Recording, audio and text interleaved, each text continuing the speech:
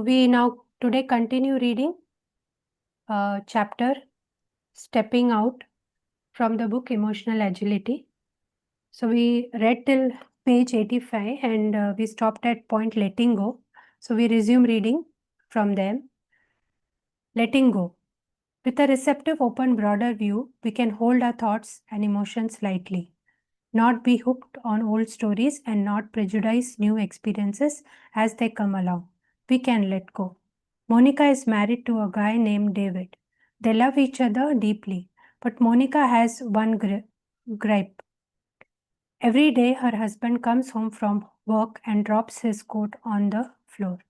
Now, this complaint might sound petty, but anyone whose relationship has lasted beyond a particular length knows that these small annoyances, the toothpaste tube left uncapped, the slurping of the morning coffee, can hook us into an obsessive cycle of projections and negative interpretations.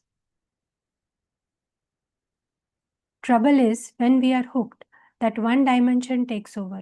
We stop seeing the people involved in our hooks as fully rounded human beings who exist outside our perception of them or beyond what we need from them. Every day I say, David, can you please not drop your coat on the floor? Monica told me. And every day he does. He says it's because he's so tired and so excited to see me that he just doesn't think about hanging up this coat. Monica tried to understand his explanation, but she still became irritated and he still dropped the coat on the floor. She tried to ignore the coat lying there. She obstinately walked on the coat when it was in her path. She tried hanging up the coat herself, often with a big show of it, so David was acutely aware of her effort. By this time, the coat on the floor had become way more than just a coat on the floor. It had become a symbol of the fact that David wasn't taking Monica seriously on an issue that was important to her. The coat was proof David was ignoring and belittling her. Even though the coat was trivial in all, whenever they argued, the coat came up. Then one day, right around David's birthday, Monica found the perspective that let her change the game. She did it by distancing herself from her thoughts, the interpretation that he is doing it to belittle me. She created space between this simple annoyance and the profound emotion that came up in response. She made a conscious decision, going forward, to let go of the subjective threads she had woven into that code and to assume only the most generous intentions on David's part. Instead of being hooked on what David was or was not doing by leaving it on the floor, she would give him a birthday gift. She would accept this was simply a part of David, a person whom she loved, and that without a sense of injured pride or resentment, she would lovingly pick up his coat. She would end the tug of war by dropping the rope. I didn't do it begrudgingly, she said to me, or in defeat. I did it in a willing, kind, accepting, and compassionate way because I love him and I value our relationship. I know if anything ever happened to David, there would be a million things I would trade to have him and that coat back in my life again. A friend, Richard, told me about a 15-year exercise in frustration with his wife Gail. Richard worked at home and Gail had a horrible commute, so he took on the role of house husband in charge of daily operations, including shopping and meal preparation. Over time, Gail had less and less to do with the kitchen, and Richard became a pretty good cook. Still, on weekends, and especially when company was coming, he always hoped she would pitch in, mostly because it would be more fun to prepare food together. She never did. Richard became increasingly angry and frustrated. Was Gail taking advantage of him? Why did she treat him like the houseboy? Who did she think he was? Cinderella. Then one day, as he was wiping up a lamb tagine for their guests, he had a revelation. He knew Gail loved him and that she was not a selfish person. He also knew that she did not enjoy cooking, but that she did enjoy pulling out the nice china and setting the table and arranging flowers, activities that also contributed to their dinner parties. Any other interpretation he might apply toward her resistance to helping in the kitchen was a choice on his part, and not one that helped his relationship with his wife. He chose to let go of any sense of unfairness and, along with it, any expectation that his wife would ever lend a hand chopping vegetables or stirring the gravy. That recognition and his acceptance of it gave him enormous relief and a deep sense of inner freedom. It also gave him new energy and vigor to pour back into his relationship with Gail. What you let go of will be different from what another person chooses to let go of.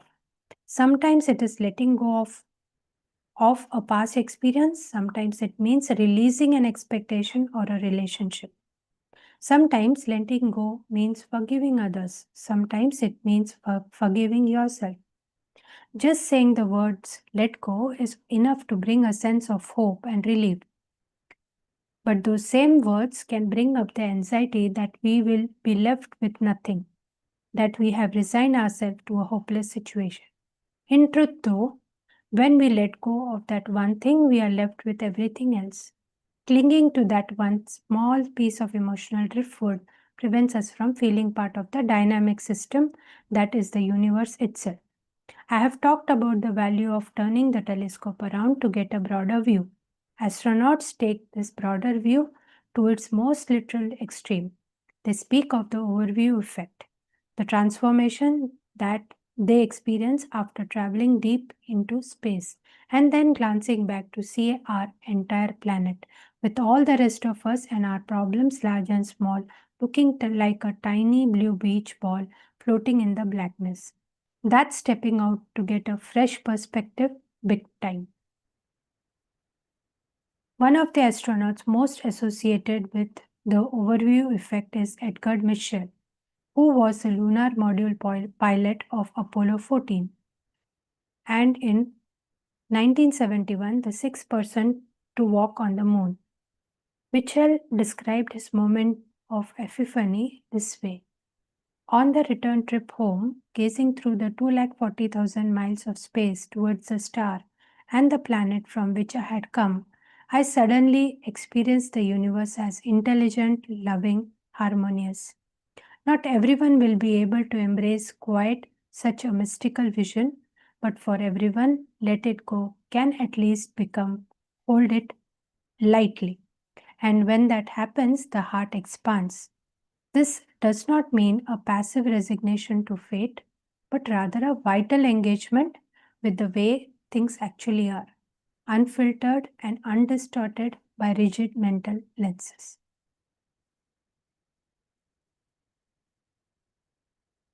Now, once we have done with stepping out, we move into walking your why. So, chapter 6, Walking Your Why.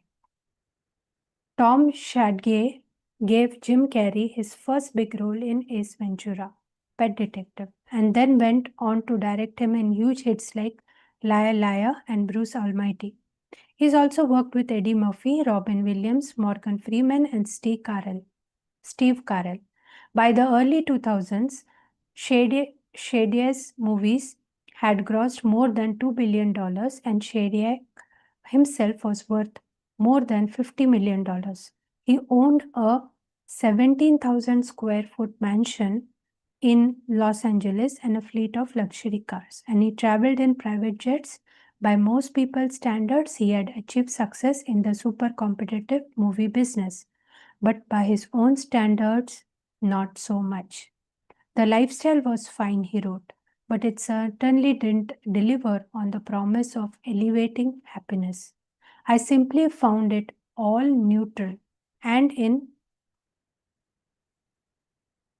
some ways negative.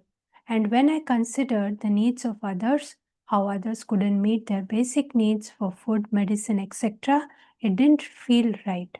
No one runs up to you and hands you all of that money. You have to ask for it. And by asking for it, what's implied underneath is that I am more valuable than others, more valuable than the cook, the maintenance man, the janitor. And I simply don't believe that. I know our economic textbook will tell us otherwise, but my heart is telling me otherwise. Shadyak realized that the cultural validation of his value notwithstanding, he needed something different.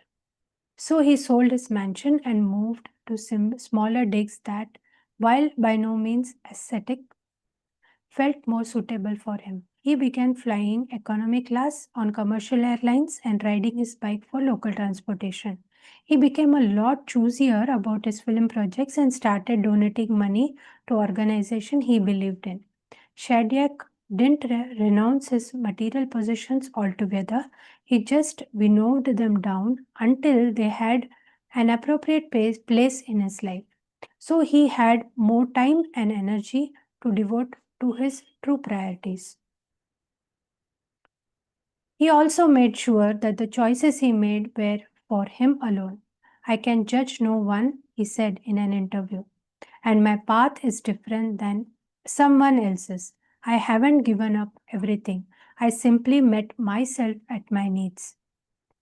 Because Shadyak used closely held principles to realign his life, chances are they will continue to serve as powerful guides regardless of what's going on around him. We have a very extrinsic model of success, he explained. You have to have a certain job status, a certain amount of wealth. I think true success is intrinsic. It's love, it's kindness, it's community. Some of his Hollywood buddies thought he was nuts and didn't hesitate to tell him so. Others praised Shadyak for his decisions, but neither reaction mattered much to him. Asked in another interview whether he was happier since his lifestyle change, he answered unquestionably. He knew he was doing the right thing for himself and it gave him the courage to follow his own path regardless of criticism or admiration. In short, he was walking his why. Walking your why is the art of living by your own personal set of values, the beliefs and behaviors that you hold dear and that give you meaning and satisfaction. Identifying and acting on the values that are truly your own, not those imposed on you by others. Not what you think you should care about, but what you genuinely do care about, is the crucial next step of fostering emotional agility. We make decisions that are not our own. Identifying what you value and acting on it is not always easy. We are constantly bombarded with messages from culture, advertisers, our upbringing, our religious training, and our families, friends, and peers about what is important and what makes us worthy. Most of us aren't in the market for private jets and sprawling ultra prime real estate, but nevertheless, we all experience the same kind of cultural pressures Shadyak did. It may be that your neighbor drives a fancier Toyota than you do, or buys $5 coffees at Starbucks instead of making Folgers at home. She may take nicer vacations or have more household help, or seem more fulfilled in her career, happier in her marriage, or a more adept parent than you are. No matter the context, the act of making comparisons is the same. In the same way, Shadyak continued on what he thought was his chosen path in Hollywood until realizing that it wasn't his choice. We all have a tendency to simply plow ahead with blinders on, just getting through the day.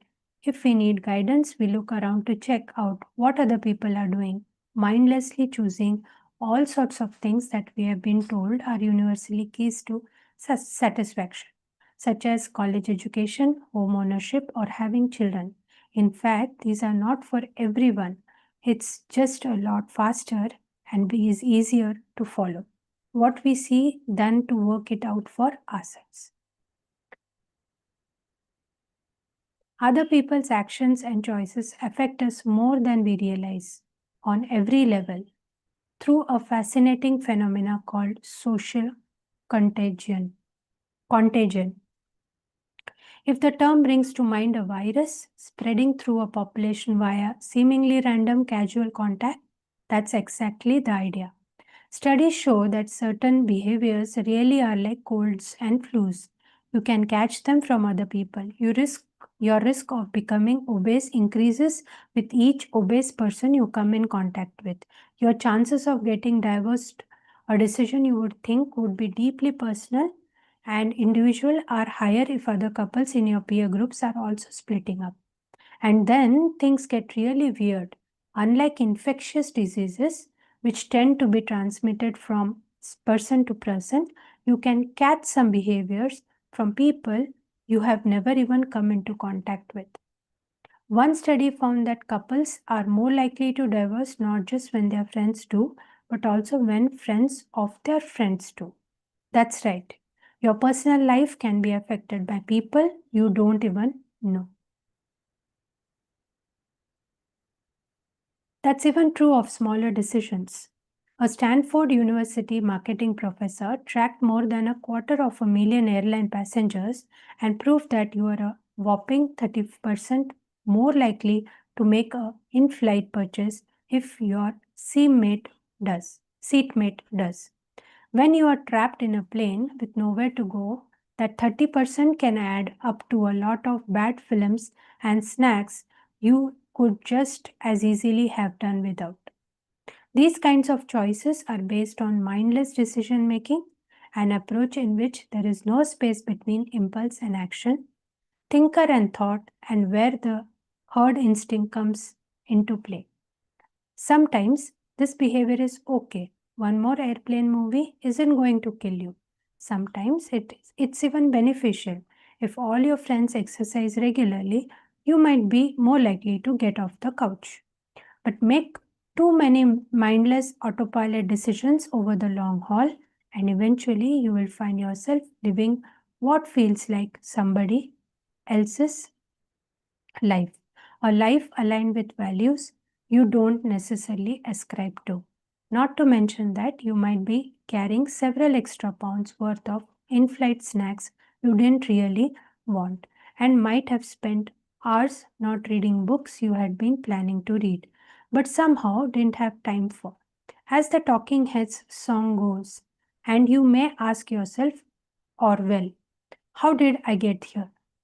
Just going with the flow drains the purpose for your work and life, makes personal and professional relationships seem tenuous and uncertain, and also guarantees that you will fail to live with intention.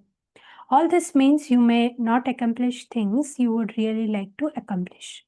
To make decisions that match up with the way you hope to live going forward, you have to be in touch with the things that matter to you so you can use them as signposts. If you have never taken the time to sort out your values, you're always winging it, which is how we wind up frittering away our time, surfing the internet, forwarding pointless email chain letters, cycling through hours of reality TV, and feeling unfulfilled. You see this lack of clear intention played out in people's choice or lack thereof in everything from romantic partners to vacation. Then again, if everyone liked the same things that I do, my favorite little hotel would be way too crowded.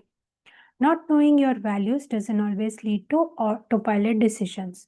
Another danger is you may make choices that seem thought out and deliberate but that don't serve you, such as deciding to buy a family home 2 hours away from your job without acknowledging that the long commute will cut into that family time you truly believe is precious. We expend a lot of energy on these kinds of counterproductive decisions, energy that would be better put towards achieving our goals. Making choices and negotiating relationships without a clear set of governing rules, values at the front of your mind is taxing labor. It not only involves the confusing work of facing the world each day with everything up for grabs, but also sometimes means retrofitting your emotions so they appear to line up with what you think is expected of you, such as acting thrilled at yet another vacation trip to Valley World, even if you had rather be anywhere else. Someone would like to take up from what I do want my life to look like? Yeah, shall I? Yeah, please. Psychologists asked a group of people in their early 20s to write a letter about their current selves to their future selves. Some were asked to cast their minds just 3 months ahead to their near selves, and the others to jump forward 2 decades to your distant selves. They were then instructed, think about who you will be then and write about the person you are now. Which topics are important and dear to you, and how you see your life. In other words, they were asked to think about and articulate what mattered to them. After writing these letters, the two groups were presented with a questionnaire made up of 3 illegal scenarios: buying a computer they knew to be stolen, committing insurance fraud, and downloading media illegally, and asked how likely they would be to participate in them. The people who wrote letters to their distant selves were significantly less likely than those who wrote letters to their near selves to say that they would participate in any of the three unsavory actions. At, at first glance, it may not be clear how something like writing a letter to yourself, no less, could possibly change your attitude about behavior. But these writers were creating what's called continuity of self. By connecting with their distant selves and with their values, they were able to understand themselves as people with core beliefs and moral keel that would remain stable even as other elements and situations in their lives changed. But by contrast, the people who were asked to look only 3 months ahead continued to think of their distant selves. As research has shown, we often do as abstract strangers, they went on to make their choices accordingly, as if they were making them for someone else. After all, if you believe the person you will be 20 years from now has little relation to the person you are now, why would it matter if you bought stolen goods, cheated your insurance company, or to give some more common real world examples, took up smoking, squandered your retirement money, or loaded yourself up with credit card debt?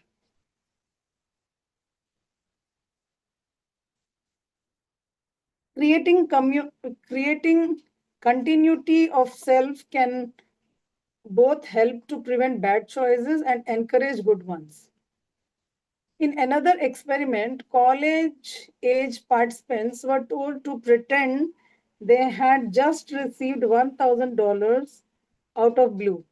Then they were asked to allocate it into 4 different categories: use it to buy something nice for someone special, invest it in a retirement fund, plan a fun and extravagant occasion, and put it into a checking account. But before the subjects dived up their imaginary windfall, researchers put each participant into a virtual reality environment. Half the group saw digital avatars of their current selves, while the other half saw digital avatars of themselves as they might look at the age of 70. As you might expect, the group who saw older avatars allocated more than twice as much of their theoretical windfall to their imaginary retirement fund. Taking time for the long view leads Taking time for the long view leads to actions that benefit the long term. Jeff Kinney is the author of the best-selling kids series Diary of a Wimpy Kid, 150 million copies sold in 45 languages.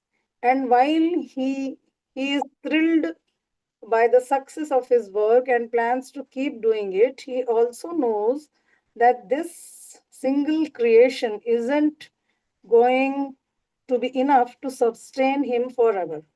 If my whole life were Wimpy Kid, he told the New York Times, it wouldn't be very fulfilling.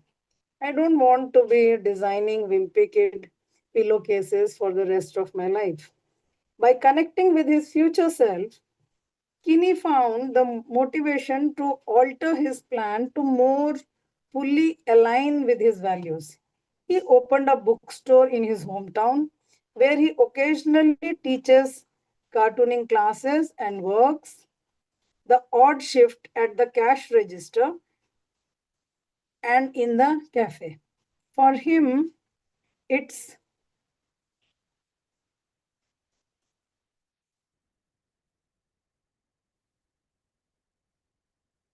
about giving something back to the world that has given him so much, and it feels right.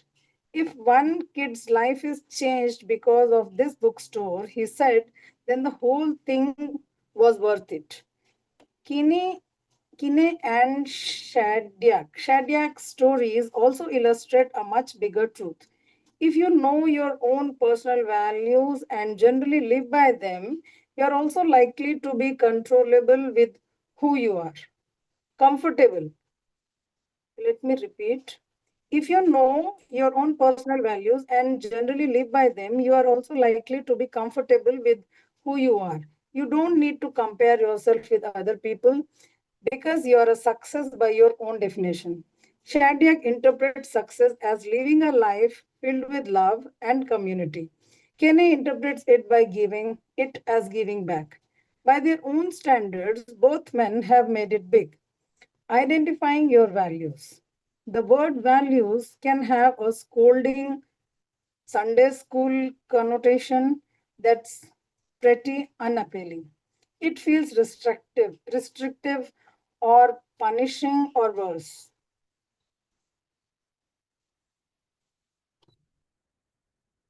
Judgmental. We hear a lot about having the right values or the wrong ones. But what does that really means? And who decides what values are worth having? First off, I don't think that inflexible notions of right and wrong help us much. And they certainly don't belong in a book about emotional agility. Instead, I see values not as rules that are supposed to govern us, but as qualities of purposeful action that we can bring to many aspects of life. Values aren't universal. What's right for one person may well not be for someone else. But identifying what matters to you, whether that's career success, creativity, close relationships, honesty, altruism, there is an almost infinite list to choose from. Give you gives you a priceless source of continuity. Values serve as a kind of psychological keel to keep you steady, and you don't have to settle on just one. A colleague of mine describes values as faces on a diamond. Sometimes he say when you turn one to face you squarely, another may have to move away, but is still there, part of the whole and visible through the prism. Here are some characteristics of values. They are freely chosen and have not been imposed on you. They are not goals, that is, they are ongoing rather fixed. They guide you rather than constrain you. They are active, not static. They allow you to get closer on the way you want to live your life. They bring you freedom from social comparisons. They foster self acceptance, what is crucial to mental health. Above all, a value is something you can use. It helps you place your feet in the right direction as you journey through life, no matter where life leads you. When the author Elizabeth Gilbert was writing her memoir, Eat, Pray, and Love, she had many moments of doubt about herself, the book, and the whole project of writing. I had a strong mantra of this sucks ringing through my head. She remembered, she agonized, and cursed the universe for making her a writer. And then, from the endless loop of negative self evaluation in her mind, she emerged with a value she hadn't known she had. The point I realized was this: I never promised the universe that I would write brilliantly. I only promised the universe that I would write.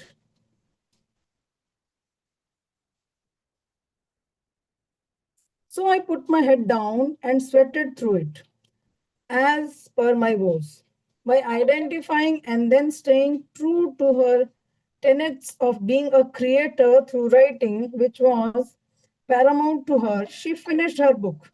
The rest, as we know, is publishing history. Here are few questions to ask yourself in order to start identifying your values. Deep down, what matters to me? What relationships do I want to build? What do I want in my life to be about? How do I feel most of the time? What kinds of situations make me feel more vital, most vital? If a miracle occurred and all the anxiety and stress in my life were suddenly gone, what would my life look like? And what new things would I pursue? The answers to these questions can help you start to figure out the guiding principles in your life, many of which are probably inherent, even if you are not explicitly aware of them. Are there particular areas in which people consistently seek your advice and expertise? Are you most alive doing certain activities and work projects? Is there a time when you feel most yourself? The thing to ask is not whether something is right or wrong, but rather how it relates to the way you want to live your life. When you know what you do care about, you can be free from the things you don't care about. If, for example, being a good parent is something you value, understanding what looks like for you specifically is far more important than trying to conform to some general notion of what a good parent is supposed to be. There are all kinds of parents in the world, and there is no single right way to be one, even within your city or neighborhood or group of friends. Some potential questions to ask yourself about parenting. What do I want people to observe when they see me with my child? What would I observe if I watched myself? Is my behavior reasonably consistent from one setting to the next? Does my behavior align with my core beliefs about what a good parent is? Parenting is just one example. Of course, you can apply the same kind of questions to almost any aspect of daily life. One way to start doing this is to answer a single question in writing each night before bed. As I look back on today, what did I do that actually worth my time? This isn't about what you liked or didn't like doing on a particular day.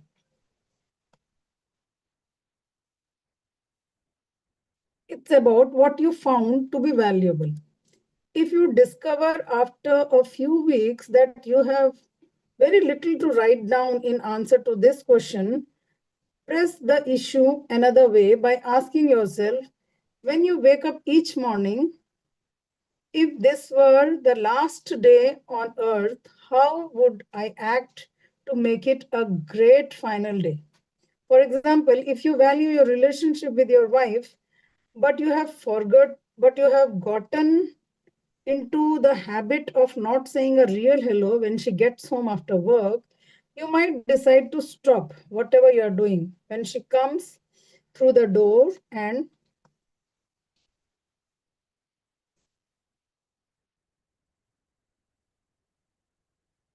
greet her with a warm hug. Once you have done something new, you can decide whether it was worth your time. And before long, you will have a list of actions and experiences that align with what you believe to be important. Anyone would like to take up, or shall I continue? I'll do that. Okay, you'll take. Yeah. We'll stop here for the day, and we can just see what were the key takeaways from today. What were the what something we learned which we were not aware of, and what resonated. What cleared your head on certain points which felt that even I am doing this and I have actually overcome it. Yeah. Anyone, please do share.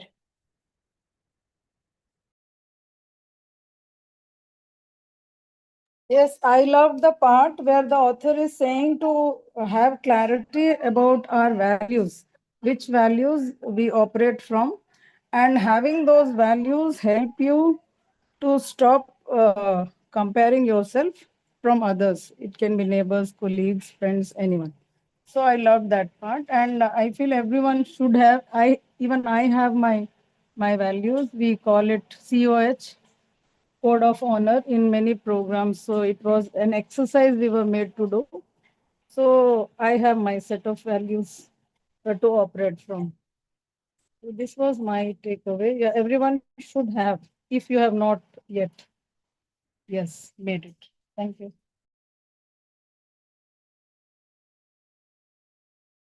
Yes, even I resonated with the values part, and especially Elizabeth Gilbert's this mention, because I love her writing and her style. And personally, I had always admired the way she writes, the way she's able to express herself so authentically, and there is a spiritual connect to what she writes, and the way she expresses creativity and everything. So I loved all of her work. And I have read that book, Eat, Pray, Love. That was my first book that I read of her. So I could relate with all of that. So yeah, very true. I agree with, and I think emotions have a direct relation with values. Because when our values are shattered or maybe compromised, we experience this emotional turmoil. So that is, I think, even the author was wanting to point us towards. Yeah.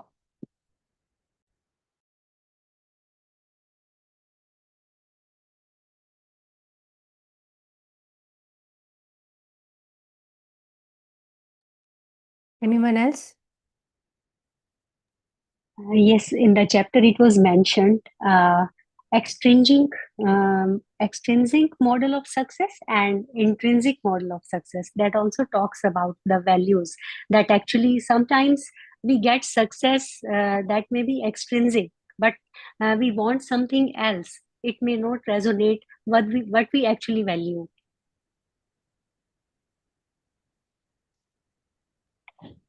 And sometimes we go on mindlessly in decision making, in following others. Yeah, that's it. Yeah, for me too, it was the values that were there. But one more thing, if to trickle down to the daily aspect of it, is to actually ask yourself every day before winding up your day as to what was worth that you did today. So what was the value that you added, which is sometimes overlooked. Uh, I think most of the times for me. So I do not do that self analysis on a daily basis. So, so that was one thing that uh, grabbed my attention.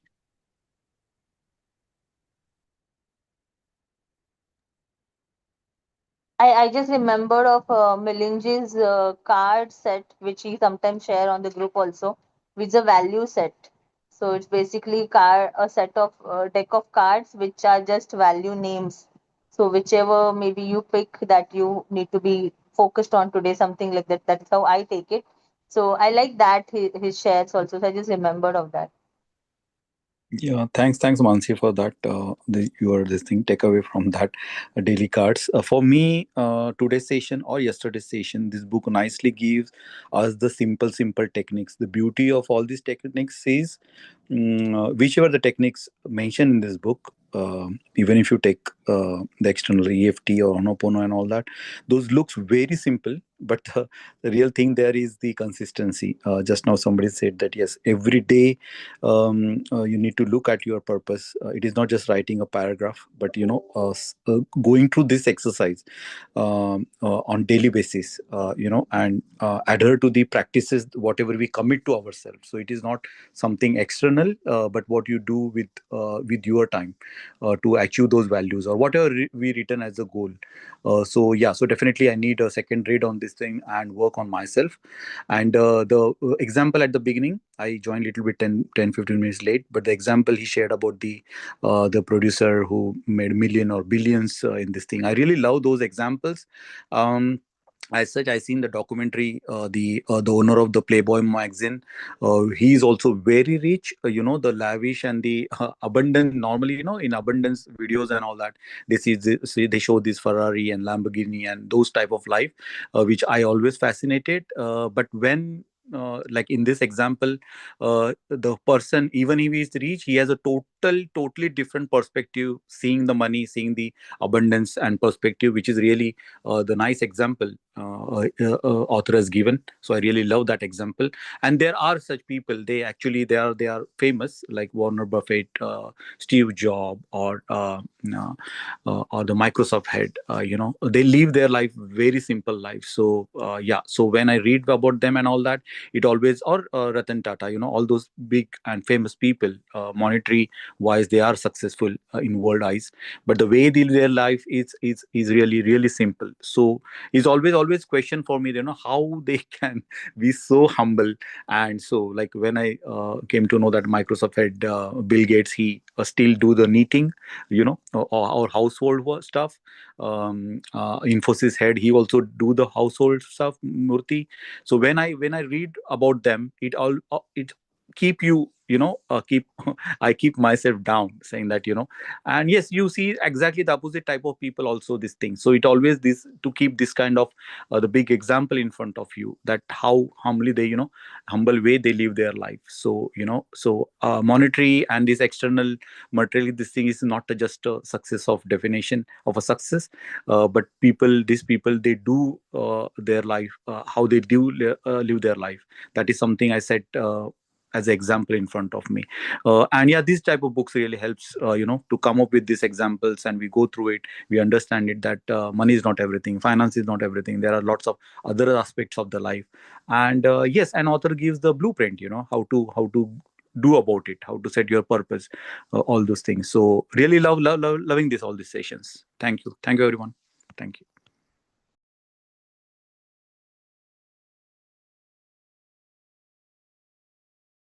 Yeah, good afternoon.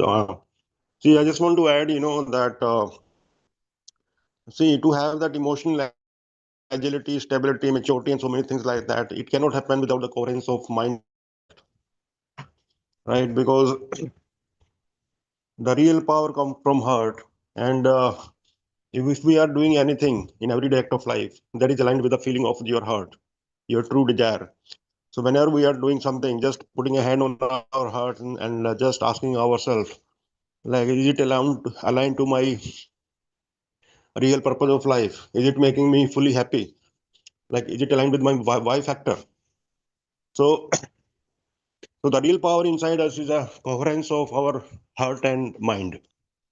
You know, and when we talk about heart and mind coherence, it gives you the desired energy, the desired wisdom to take care of your emotional agility. Because anything which is aligned to your true values, core values, your purpose of life, you will never run out of passion. And that's why author is mentioning again and again that one should focus on things that make you happy from inside, fully happy. And and that is aligned with your Y factor. So the best thing is that when at the end of the day, like before we go to sleep, we should do our we should write our just update our journaling guide, that okay, what did I do which was not aligned with my factor, and how I can do it better.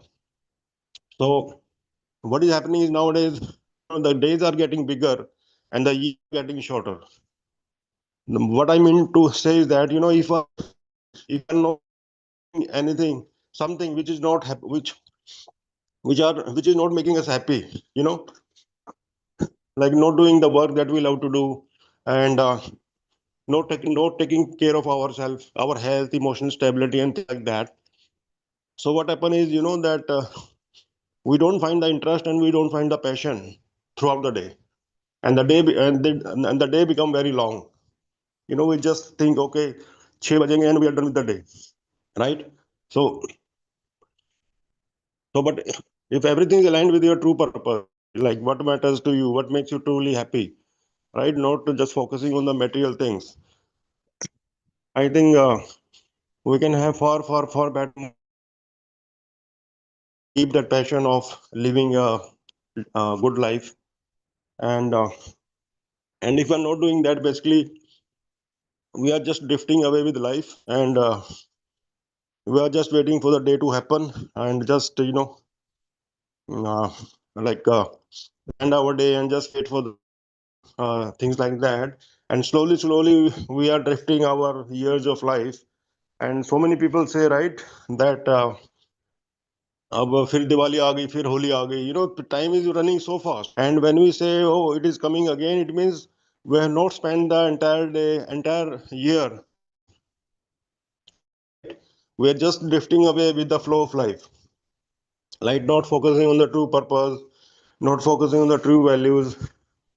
So that's how author is emphasizing that we should align everything with our core purpose of life, our intent of heart, the true values, so that, because all these make us a better person.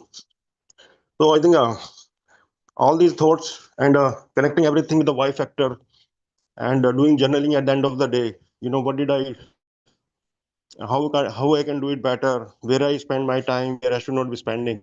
So being mindful of everything, and I think they all makes a lot of difference in our day-to-day progress of life, and ultimately the emotional stability that we are reading in this book.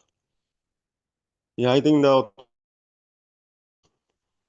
they all make very good sense to me. Thank you.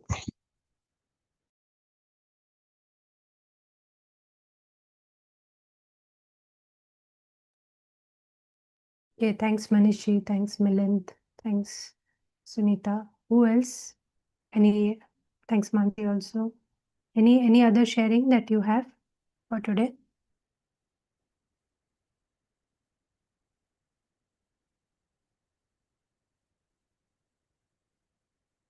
Okay, so okay, I'll just tell you what I found good in this reading today. It started with the concept of letting go. So I actually thought it will be the same thing that would say, why you should do certain things, and why you need to let go so that you don't cling to the past. But actually it distilled it a bit more further, and it also said that letting go may be different for different. So it is somewhere bringing a very stark contrast in what we actually tend to think and what the reality is. So I really was struck by the paragraph which read that what you let go of will be different from what another person chooses to let go. So in the let go chapter, they talked about couples and how the examples reflected the normal small issues which get blown up, like the coat on the floor. That example, I think, will resonate with many of the couples who will actually see that how small irritation gets blown up with lot of issues in the relationship, and why that difference is there, because each perception, each other's values are different. and that is what reflects in their behaviors. And that is why the one person may just choose to let go that behavior or that choice, and the other might want to adopt that choice. So this kind of a conflict or this kind of a difference is what I think I could understand from that example. It also says that it is not letting go of the past experience alone. It also means releasing an expectation or a relationship itself. Sometimes letting go means forgiving others, and sometimes it's forgiving ourselves. So I think it is much more deeper that she took this evaluation of letting go. And at the end, she became reasonable, saying that even if you don't let it go, then at least you hold the things lightly so that they don't become too serious or too burdensome. Right? So, the example of the astronaut who was looking at it from a very broader perspective, and that she mentioned as an overview effect. So she's trying to make us look it from a bigger perspective than we are looking at from our limited lenses. And also, when we look at it from our limited lenses, she wants us to look at what is that is mattering for us. What is that matters for us specifically? The chapter on walking your why basically indicates what matters to us, each one of us, uniquely, differently. And again, we are evolving, so our values may change over a period. So what is it that is mattering now is what I think the question is. And while making a choice to walk your why, to decide, she's insisting that we make the choice towards our values, that is in line with our values. Because from the first example that came, the director, he earned a lot of money, he was successful per se as label, but he was not satisfied. Meaning that outer success will give satisfaction if it is aligned with your values. So the value alignment seems to be the key for your inner satisfaction. But somewhere I felt what the person actually started valuing is they started valuing themselves. The value, actually, the main value would be start valuing yourself. Understand that you are unique. Understand that you are different. Your experiences are different. You are influenced by different scenarios, situations, and the society per se. So I think that was the main thing, that they started valuing their perspective, that their views on life, and were ready to, go ahead with that. Somewhere I found that the author is also making it clear as to what value is, because she says, she clears up certain things, that it's a free choice. So it's a choice which we have actually made, knowingly or unknowingly. Then she also says that it is something to expand you further, not, to shorten your horizons. So these kind of clarity giving points is very striking to me. And the final question of what do I want my life to look like? This actually, is a very long perspective, or a broader perspective, where she wants us to play. It's not our only goals. It's not what you're going to do next, but what you want to become ultimately in life. So you have to be focused on how this next action is going to take me near what I want to become. Then she is also mentioning that there will be a lot of borrowed values versus what is truly appealing to you. So you need to be able to understand that and find the place of each thing in your life. And each of us has to take that decision.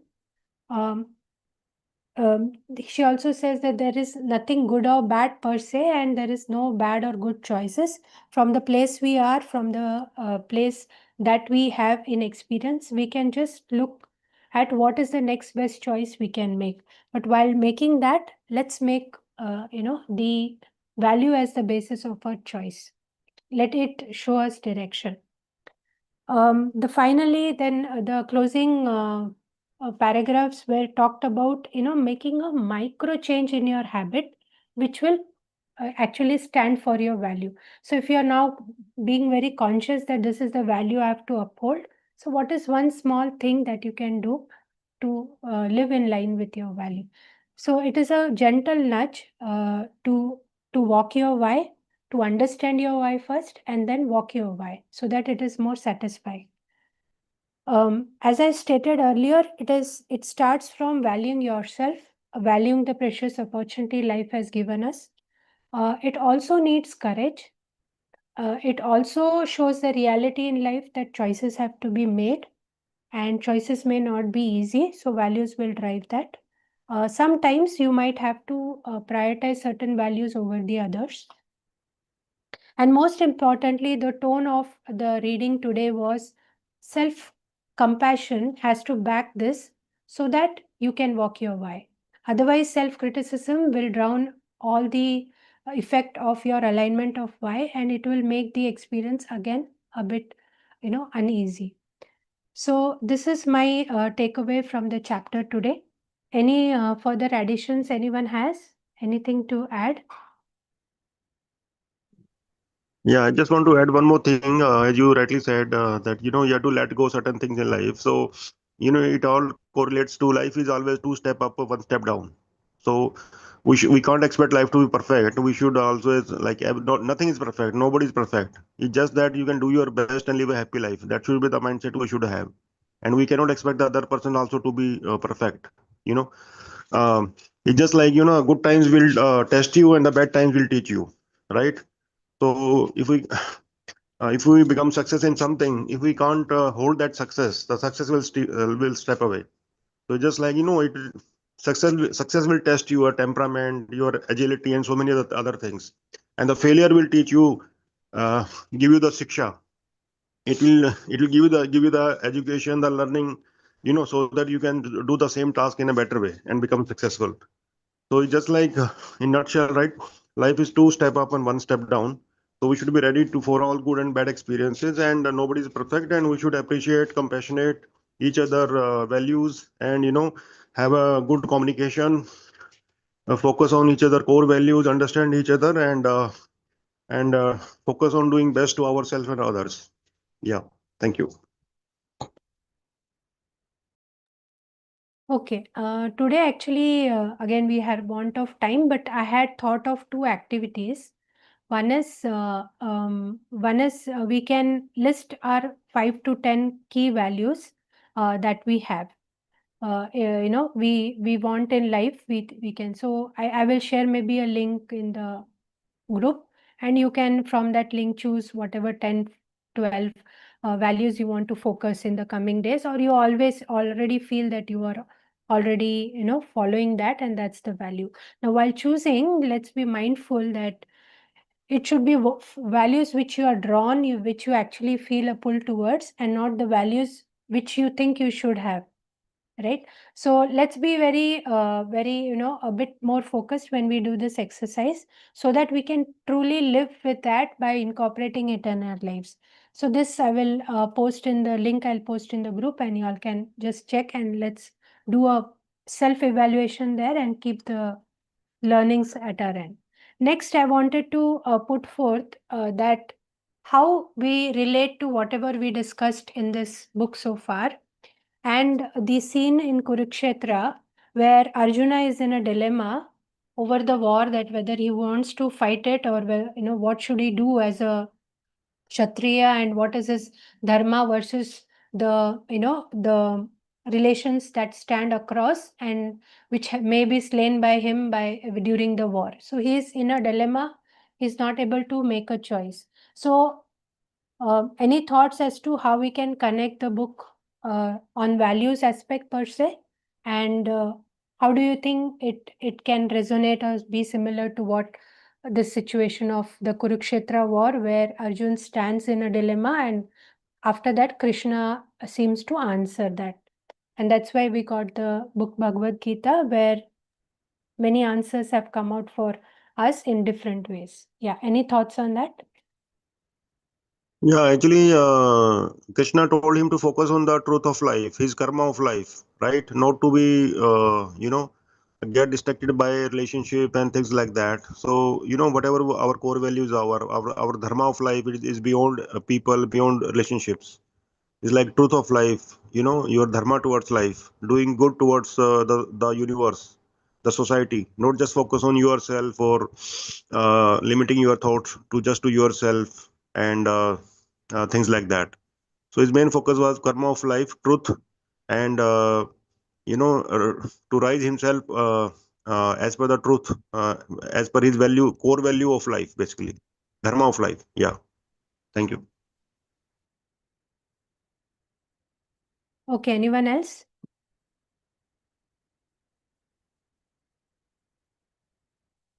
So for me, just talking about, since we're also talking and focusing on values right now, maybe what I'm able to connect with is that Arjuna experiences a clash of his own values when he has to fight against his own family members, and also it's basically this is like in the like how Deepika used to beautifully say it always, that it's more about the anduruni kurukshetra. So like it's like what goes inside of our mind, the inner struggle, the inner battles that we experience when we have this value clash, or whatever, like when we are actually some situations are put front where we have to choose between right and wrong, and we are not able to understand or decide what is right and wrong.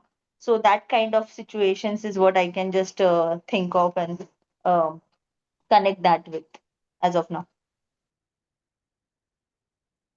Right. Anyone else?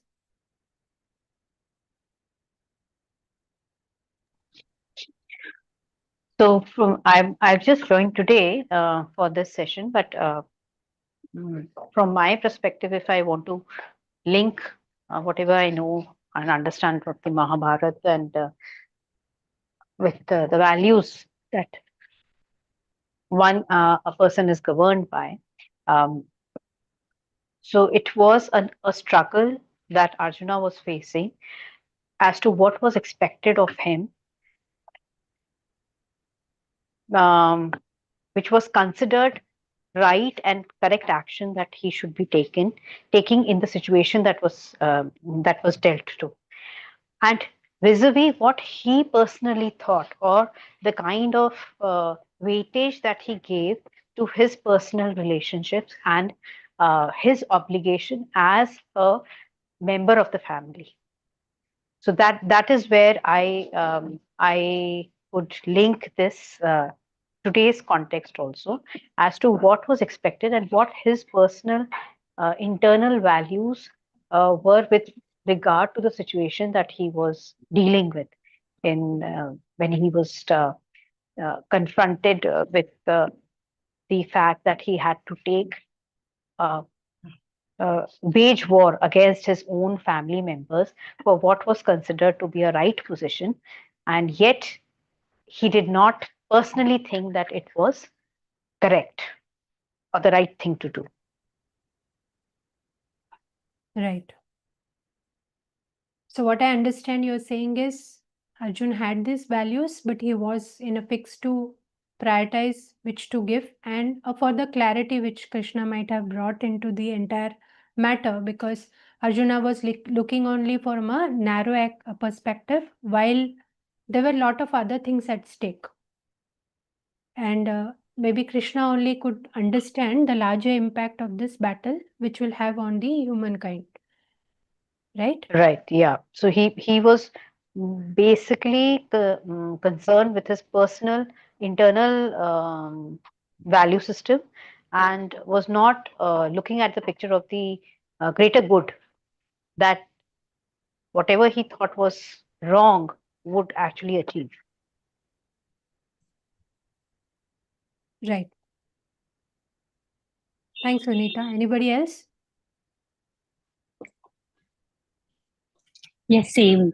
Actually, Krishna wanted to spread the message of dharma, that is dharam yudh. It was a dharam yudh. Hmm. Okay. So you were saying that he wanted to uphold the value of dharma instead of looking at more from a narrow perspective of him being a family person, right? Yeah, very true. Yes. Right. Anything else? Anyone? Yes, rising above his internal conflict and what is demanded of his higher self, means from the narrowness of his physical world, his relations, how the elders of the family are standing in the opposite side, and what from his limited belief he has to rise above and operate from his higher self, and which is for the greater good of the humanity. So that is my saying. Yes. Right. Right. So we all agree that values have been always been a focus, be it our be it our philosophy, be it our Hindu mythology, or any of the teachings for the matter. Values have been placed at a very high level, and that is the reason that the importance is given. When it comes as to this particular scene of the war, it becomes like a case study for an emotional dilemma. A person in a dilemma is emotionally being affected, so there is a emotional state disturbance there, and he's also bringing in the reason is the thought, the anticipation, the anxiety of facing his own relatives in action, and what projecting the fear of what can happen in the future if the fight goes on. So this dilemma had to be diffused, and this dilemma had to be diffused somewhere. Arjuna was in denial and he was stuck. So if you can say, Krishna in terms had come to his rescue, and accepting that it's natural for a person to have that, being a person into a family and community and having lived along with these people for so long. So he didn't negate the feelings that were coming. At the same time, he made him realize as to think about what he actually valued and what were his responsibilities. So it's also your responsibility and your values, how you prioritize your values, because in reality you may have limited choice, and the choice may not be easy. So this particular episode brings us to, if habitually we are allowed to choose, then it might have gone differently, but then we'll have to look into the situation per se. In this situation, what is most important for me? What is that has to be paid attention now? So in the now, we'll have to make decisions which are driven by awareness and the value. And if we are in the if we are too much into the emotion, that is not possible. So then we'll have to apply emotional agility, and we'll have to show up to this emotion, step out of them, and then we'll have to link the values that we need to uphold here in the decision making or the choice that we need to make. And this choice, if made in alignment or towards the values, then it will definitely give us at least the satisfaction, maybe not the true success. So even if the war was won ultimately, it is up to the people, the characters, to say was it really won and who finally benefited. But when it was, the action was triggered, it was triggered in the alignment of values. And Krishna also made it very clear that there is a greater scheme of things that is working, and he brought things into context for him so that he could take a appropriate decision. So again, coming back to walking your why needs a lot of awareness. It needs a lot of courage. It has to it has to be a choice if possible in alignment to your values. So it might not be easy, but I am sure with practice and with a bit of a patience with ourselves, we might get to make some micro changes in our lives to implement the learnings that we have from the book. Yeah.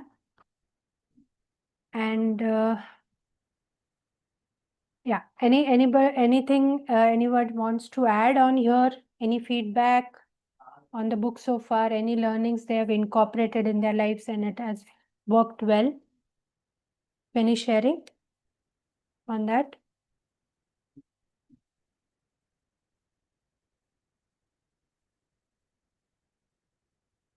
Okay, then can we call it a day today? Yeah, I just want to share one thing, Manish, with that, journaling and contemplating on the day before the end of the day, I think is the best way to focus. Right. It's also explained in the book that what do you do if you look back and you journal? They said it has specifically being said that it's something like a continuity of self. So you see the past, you For a few compare it pages. with the now, and you also look at how this behavior of current will show in the future. And when you see that the future might be not as you want, then you might Yeah. make changes in the current actions. Yes, Yeah. yes. So thanks for bringing that point up. It's just like, when you align anything with your core values, you'll any action you will take, you will see the way forward. It's just like that. Like you just, focusing on small actions, small improvements every day, taking action. We just want that, you want full ideas to start something. It doesn't happen like that. So whatever best we can do today, we should take that small action and just build on that every day. It's just like, focusing on small improvements every day. So, sir, if you can add if what issues you might have faced in the implementation of this idea and how you have overcome it. Yeah, journaling is one thing that a reflection will help to overcome these issues in implementation. What else can help? It's just like, one more thing, Pomodoro technique is there, like sometimes we overspend time on things every day. Just say if some tasks need half an hour, sometimes we overspend on it 1 hour. Unnecessarily we spend time on social media, talking on phone unnecessarily and not really putting time on what matters. So, just scheduling your day every day, in terms of like Pomodoro technique, right? All know Pomodoro technique. So, Mhm. just scheduling your day in the morning, and it really helps a lot. Like how mindfully we spend our day, and we can always find for things time for things that matters to us. So it's just like keeping a discipline. We like what we are is basically a sum of our habits. So just doing that practice every day, it helps a lot. Yeah. Okay. Uh, any other challenges you have overcome with some strategy? Yeah, the challenge, like whenever I feel something is difficult and something not happening, or it is keeping me down, I just focus on the desire of my heart. Just focus, okay, how is this really important for me? Like, I just focus on my heart and, just do, uh, just focus on my why factor. Like, okay, is it very important to me? Just focus just focus on your heart. Just do some, I just read that book, Coming Alive. So, when you are finding something difficult, just there's a small tool that uses like, that it helps to focus on your heart and you are able to get the energy from your heart. So there are some techniques that we can do when we are in that situation. Great, great. Do you have any challenges at the emotional front that you're still able not to overcome, or all is going fine?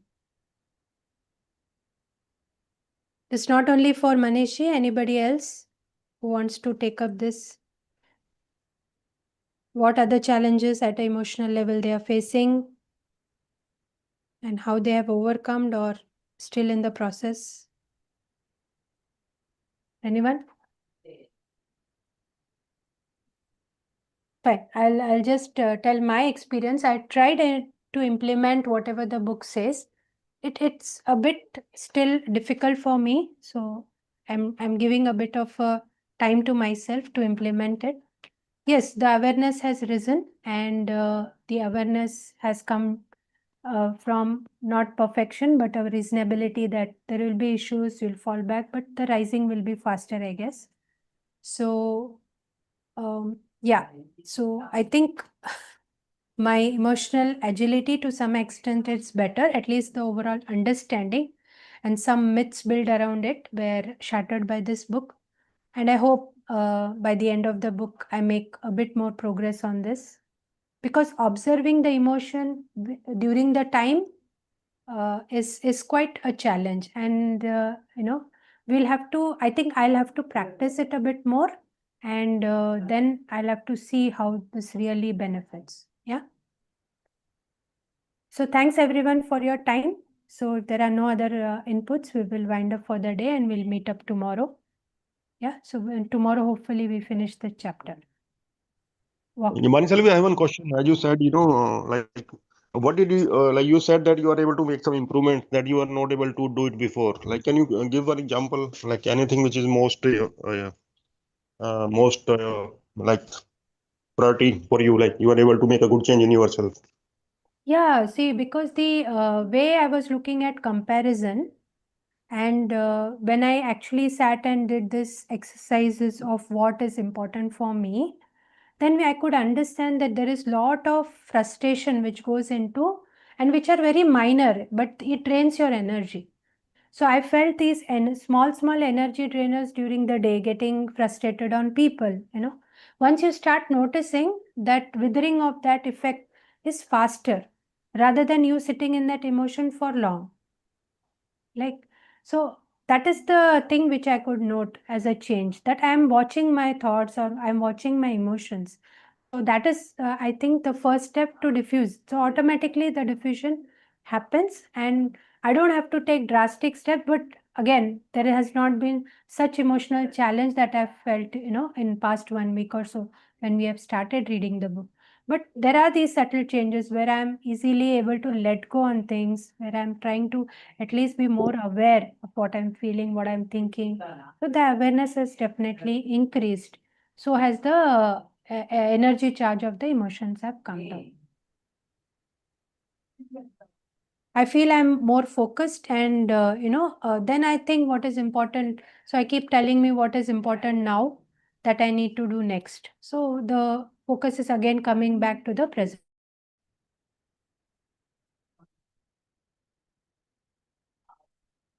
Yeah. So thank you, everyone. See you all tomorrow then. Thank you. Bye. Great sharing. Thank you. Thank you all. Stay blessed. Thank you. Thank you, everyone.